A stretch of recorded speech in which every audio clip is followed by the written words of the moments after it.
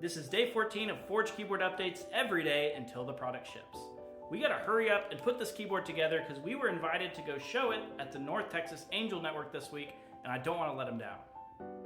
We already mounted the PCB to the base plate, and I got a little bit distracted telling you guys about the CAN bus architecture that I'm really excited about and some of the subtleties about the design of this PCB.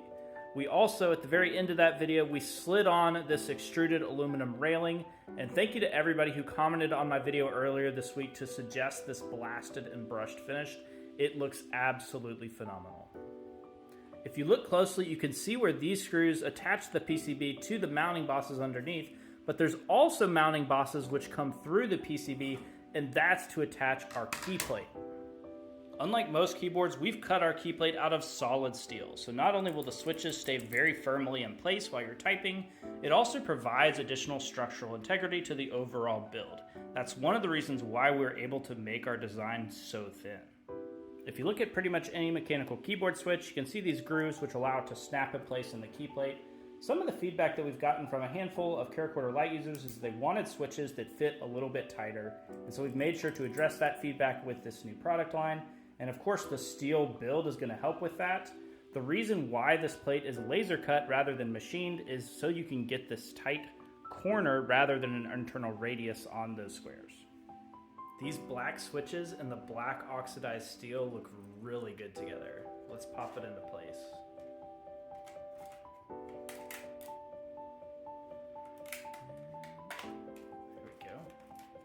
You might have noticed that the key plate design also features these castellated edges.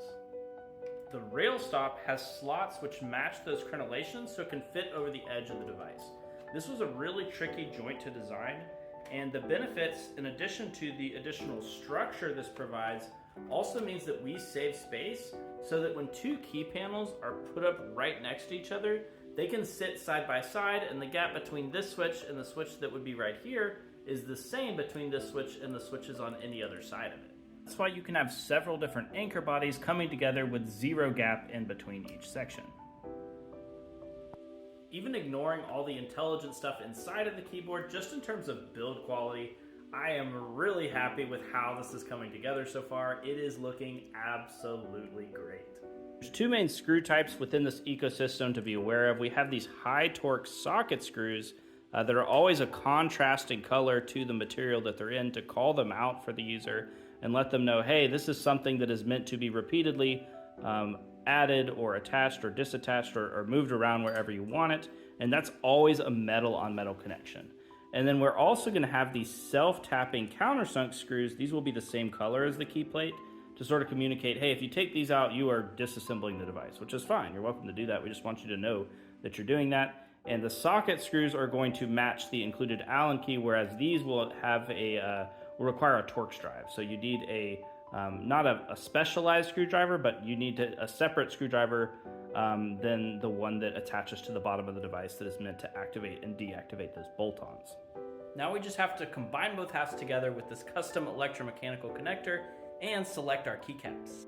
I could do a whole series on how these keycaps are made, but we don't have time for that. We got to get this thing together, so let me know in the comments which of these 5 options you think would look best. We've got maple, zebrawood, bamboo, teak, and aluminum.